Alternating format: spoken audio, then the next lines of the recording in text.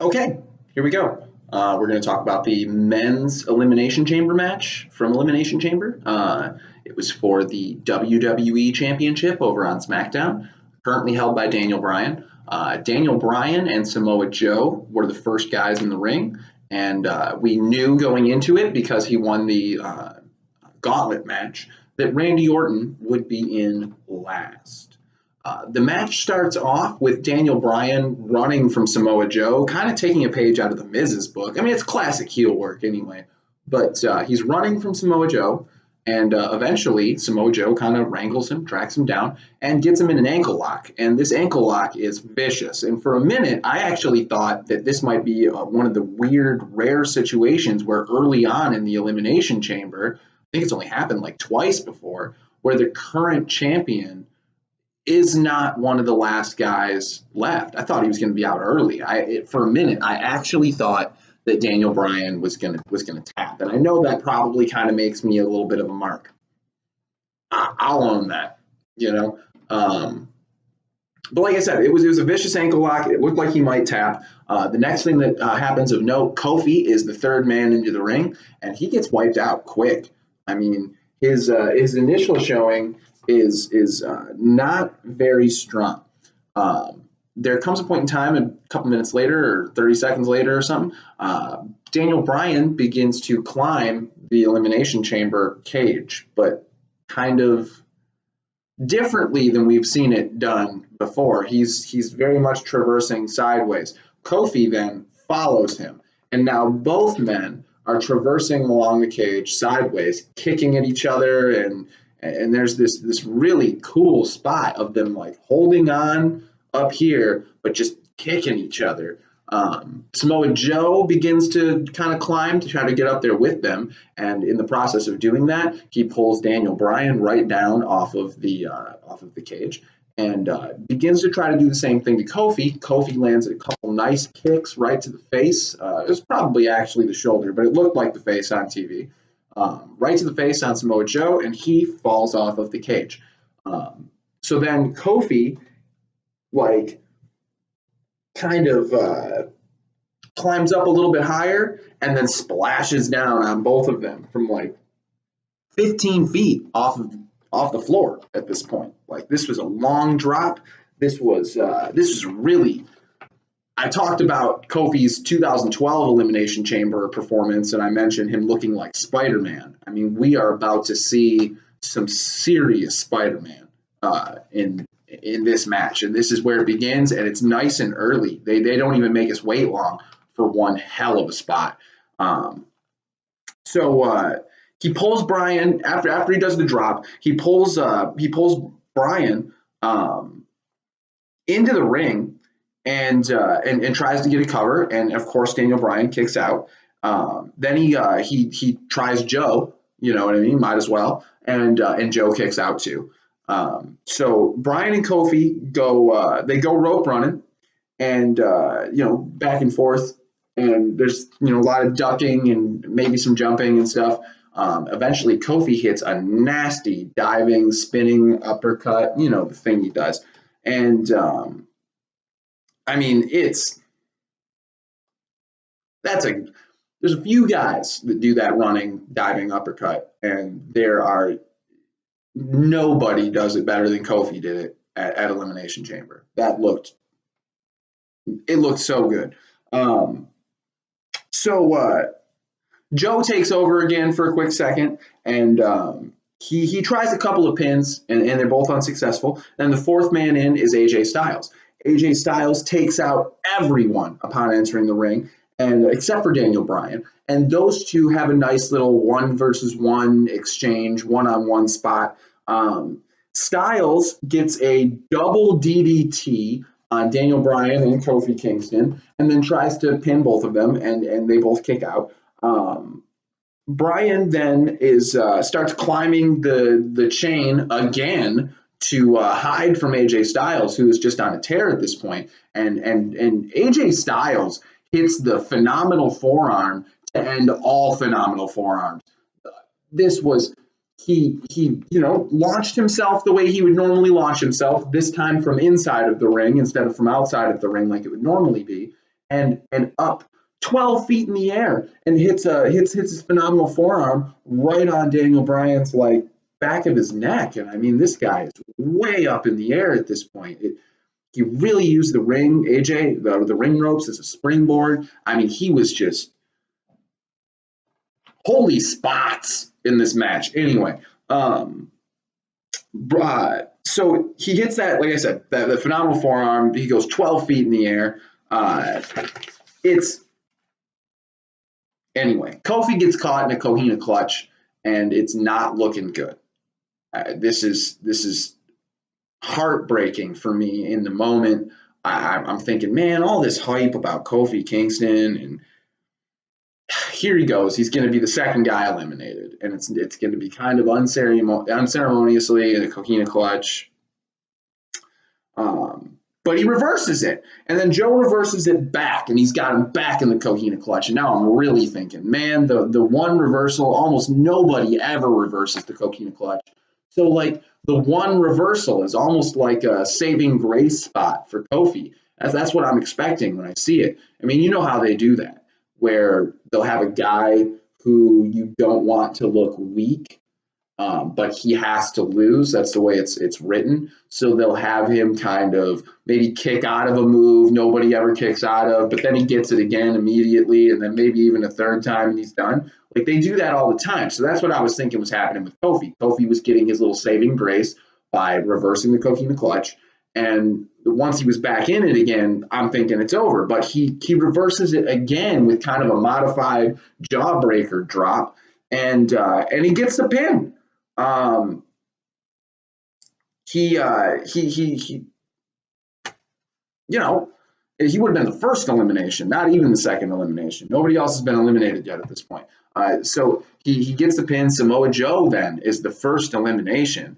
And the fifth guy in is Jeff Hardy, and he goes on a tear, and he kind of uses Kofi as like a step ladder into an elbow drop on Daniel Bryan, and that was a really nice spot. It was like up over the ropes and outside of the ring. There was a nasty spot between the rope and the pod with AJ and Jeff. He's kind of off the ropes. And then Hardy hits a swanton bomb on a rope draped, like AJ Styles was kind of draped on the turnbuckle, and Jeff Hardy was up on top of the Elimination Chamber and hit a swanton onto the rope draped AJ Styles.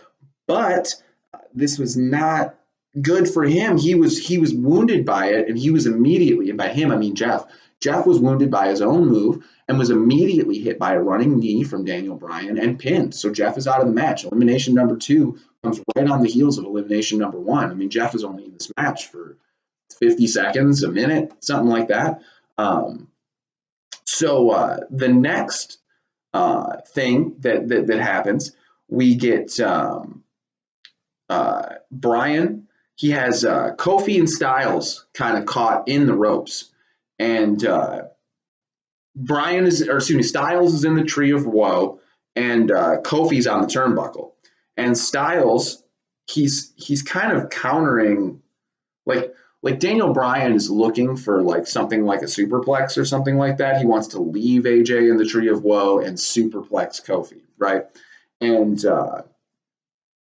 AJ Styles counters that into kind of like a 2-man super sunset flip. It was sick. Not a move I'm sure I've seen it before, but I can't think of another time directly off the top of my head that I've seen this. So that was an exciting little spot. Sixth in now is Randy Orton, and Styles is still caught in the Tree of Woe at this point.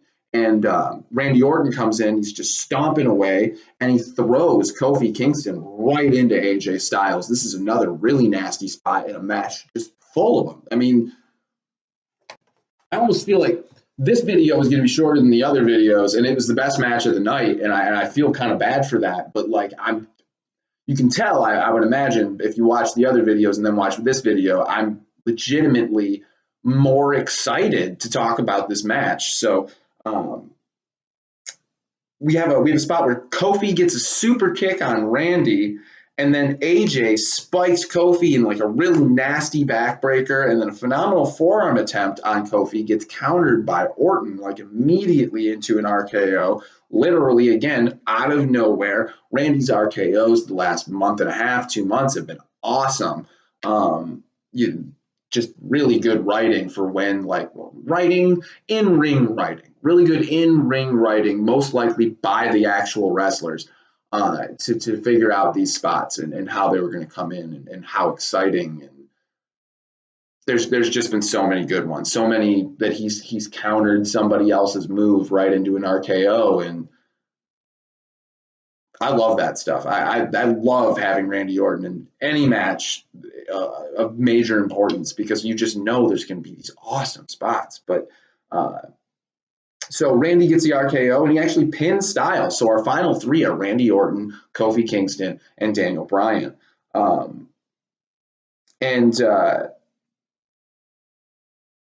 Kofi, he shoots out like a cannon on Orton after this pin, like immediately after the pin.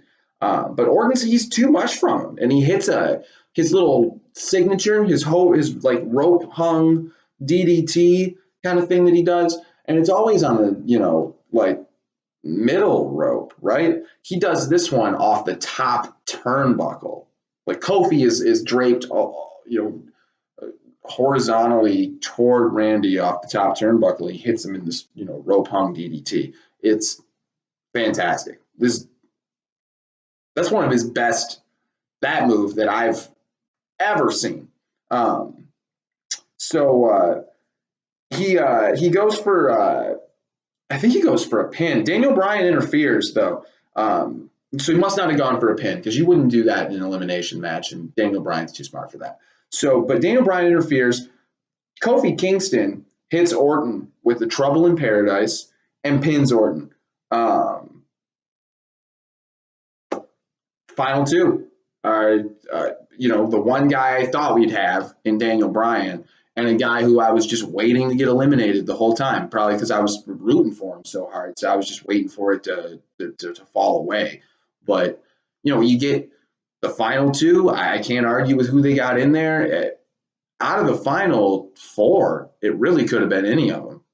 I wouldn't have been surprised if it would have been a bigger surprise, but I wouldn't have been surprised if we had Orton and AJ, or Orton and Bryan, or Orton and Kingston, or AJ and King. Any permutation of that group, I would not have been surprised. So we get Kofi and Daniel. That's the final two, and they have a one-on-one match right there in the Elimination Chamber that would be an excellent match at any pay-per-view just by itself, which I think is a little bit of a sneak preview of what we're going to see at WrestleMania. I do think that this will be a WrestleMania match, that it will be Kofi Kingston versus Daniel Bryan. One-on-one, I believe. I don't know what the other stipulations will be, obviously, but one-on-one for the WWE Championship. And I'm gonna say right now that judging by what I'm about to talk about next, we're going to maybe see something we've never seen before. So they start exchanging kicks. Kofi tells Bryan to bring it. He winds up in the no kicks, though. Yes kicks, the no kicks. And Kofi eventually counters the no kicks, and he tries to pin Bryan, and Bryan kicks out. And Bryan says to Kofi, "You don't deserve to be here," which is awesome heel heat because the crowd is so behind Kofi. Everybody, all the WWE fans there, and I would imagine at home, are super behind Kofi. I'm a Daniel Bryan fan, and I'm super behind Kofi. I want him to win so bad. But he tells him, "You don't deserve to be here with me." And hits him with the no kicks again. And then he hits like these running like face kicks, running knees in the corner 4 or 5 times. And Kofi counters on attempt like 5 and gets Bryan into a pinning predicament, and Bryan kicks out. Kofi cage slams Bryan like 8 times off of the cage, like seriously, like 8 times. And then Bryan slams Kofi off of the chamber pod, and Kofi eventually, what it was when Bryan slammed him off the chamber pod, Kofi was trying to get Bryan in kind of like a running bulldog, into the chamber pod, I would imagine. And Bryan countered it and threw Kofi into the pod.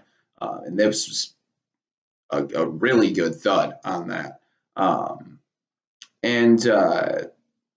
He kind of rolls him into the ring and he hits him with the running knee again. I mean, Bryan has tried his finisher at this point, signature, like several times at this point. Kofi, after the running knee, there's like a pinning predicament, and Kofi kicks out. Bryan stomps Kofi's face just to mush. Like, it's violent looking. There's a Kofi got the kick, he got the trouble in paradise on Bryan, and got the cover. Bryan kicked out, put him in the yes lock. Kofi got to the bottom rope. Bryan climbed the ropes. I think he was probably looking for a flying headbutt, but Kofi countered by meeting him up at the top. And now they're both up at the top of the pod. And Kofi's beating Bryan just badly, right? Kofi's looking for a superplex from the top of the pod, and then Bryan reverses position so that now Bryan is in superplex position. And he's kind of looking for the same thing, but then Kofi kicks Daniel Bryan right off of the pod, and he looks for a splash down onto Bryan. Bryan rolls out of the way and then hits a running knee one last time, and gets the cover to retain the title. And that's how it ended. And I got to be honest, Kofi Kingston, he fought with such flair, such drama, such heart. This was an excellent match, at least 4.5 stars out of 5. I don't know how much of that was just the emotional weight of it for me, but man, that was, what a match, right? And kind of heartbreaking too at the same time. But like I said, I didn't want to spoil everything. Judging by this match, I think that Daniel Bryan's dropping the WWE Championship to Kofi Kingston at Elimination Chamber. And at WrestleMania. And we're going to see something we've never seen before. And I'm excited. It couldn't happen. Hasn't happened yet, but it couldn't happen to a better guy. Kofi's really seems connected to all the kids in the audience and really likes being a wrestler. He seems to be everything the WWE is about in 2019 can be found in Kofi Kingston. And for him to have not just a championship, but the WWE Championship. I mean, I can't think of a guy who deserves it more. Not to say Daniel Bryan doesn't deserve it. He's not a bad guy. He's playing a heel on TV. And most of the things he's saying are things we should all kind of listen to anyway, right? I don't know. I hope Kofi wins at WrestleMania. I was hoping that he was going to win at Elimination Chamber, but that seemed like a bridge too far. Anyway, excellent match. I'd like to say that I'm pumped for Raw and SmackDown this week, but I don't know if I am. I'm going to watch them. I'm going to review them. I'm going to talk about it. But I don't know what we have to watch on the regular shows in between now and WrestleMania.